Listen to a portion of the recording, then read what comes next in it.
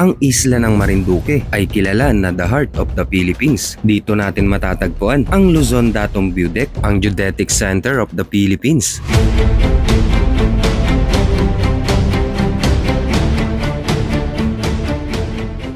Ang Luzon Datum Rock Marker ay na-establish noong 1911 ng US Coast Guard at Geodetic Survey as the country's geodetic center. Ito ay isang pangunahing geodetic reference point na nagsisilbing pinagmulan ng lahat ng sukat ng mapa at survey sa Pilipinas. Ang Luzon Datum Rock Marker ay matatagpuan sa tuktok ng Burol na may taas na 220 meters above sea level. Kilala din ito na Station Balanacan, Barangay Hinanggayon, Mogbog, Marinduque.